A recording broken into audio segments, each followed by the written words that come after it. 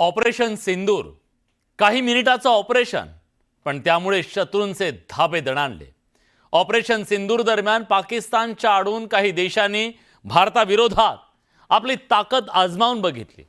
काहींनी शस्त्र पुरवली, काहींनी कूटनीतीचा खेळ खेळला, पण भारतीय सैन्याने शत्रूला धुळीस मिळवलं। अणुबॉम्बची धमकी देणाऱ्यांची तर बोलती बंद केली।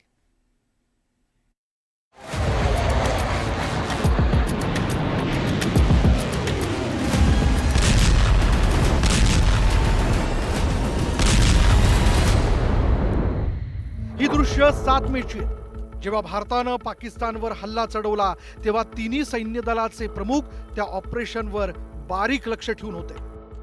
Army chief general Upendra Dwivedi, navy chief admiral Dinesh K Tripathi आणि air chief marshal AP Singh शत्रूवर नियोजनबद्ध हल्ला केला गेला। शत्रू ठार झाला याची खात्री होईपर्यंत भारतीय सैन्यानं ऑपरेशन थांबवलं नाही।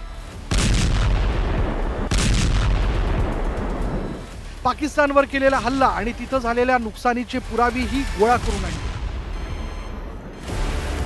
7 मे रोजी पाकिस्तान आणि POK मधील 9 दहशतवादी तळांवर हल्ला करून 100हून अधिक दहशतवाद्यांचा खात्मा करण्यात आला। अगर आप हमारे अंदर आके हमारी जनता को, हमारे लोगों को, हमारे देश को नुकसान पहुंचाते हैं तो हम जाकर जवाब देंगे, अंदर घुसकर जवाब देंगे, जो अभी तक हमने नहीं किया था। इसका मतलब अब प्रतिक्रिया नहीं होगी, अब प्रतिशोध होगा। यानंतर भारताने पाकिस्तानला लष्करी ऑपरेशनचा उद्देशही सांगितला होता, पण दहशतवादाला प्रोत्साहन देणारा देश पाकिस्तान बिथरून गेला। 9 आणि 10 मे रोजी पाकिस्तानने दादाबाबा करीत इतर देशांकडून मिळवलेली क्षेपणास्त्र आणि ड्रोनचा भारतावर हल्ला चढवला। खोटारड्या पाकिस्तानने नेहमीप्रमाणे F-16 फायटर जेटचा वापर केला नसल्याचं सांगितलं, परंतु या लष्करी संघर्षात AMRAAM क्षेपणास्त्रांचे तुकडे भारताच्या हाती लागले। त्याचा वापर केवळ F-16 साठीच केला जातो। भारताशी पंगा घेतल्याने पाकिस्तानला किती नुकसान झालं हे भारतानं पुराव्यासह जगाला दाखवून दिलं। At least 5 fighters confirmed kills and 1 large aircraft, which could be either an ELINT aircraft or an AWNC aircraft.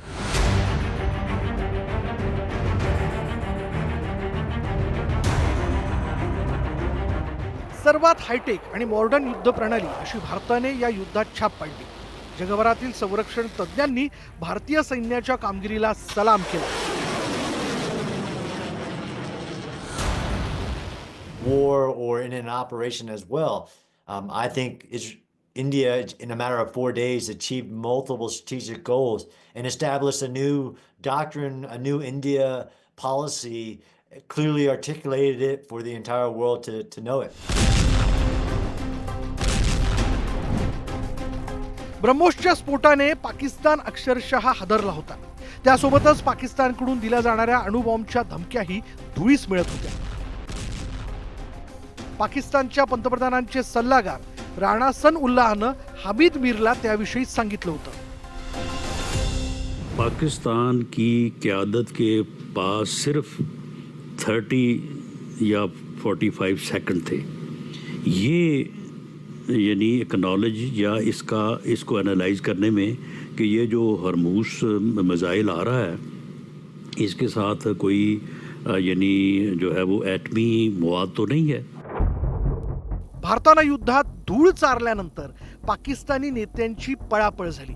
Pakistan कधी बीजिंग तर कधी वॉशिंग्टनकडे याचना करत होता, पण पाकिस्तानला कुठूनही मदत मिळाली नाही। भारतीय लष्करी अभियानाचे महासंचालक लेफ्टनंट राजीव घाई यांनी पाकिस्तानी समकक्षाशी झालेल्या बातचीतविषयी देशाला अवगत केलं। That my communication with the Pak DGMO was conducted at 15:35 hours yesterday and resulted in cessation of cross-border firing and air intrusions by either side with effect from 1700 hours 10th of May, after he proposed that we cease hostilities.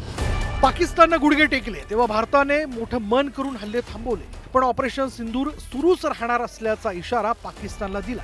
या दरम्यान अमेरिकेचे राष्ट्रपती Donald Trump यांनी अचानक स्वप्नात पाहिलं की त्यांनीच भारत पाकिस्तानमध्ये युद्ध करार घडवून आणला. इतकंच काय, 30 वेळा त्यांनी त्याचं श्रेय घेण्याचा प्रयत्न केला. पण सत्य काय आहे ते परराष्ट्र मंत्री एस जयशंकर यांच्या संसदेतील या विधानावरून तुमच्या लक्षात येईल. कान खोल के सुन लें कि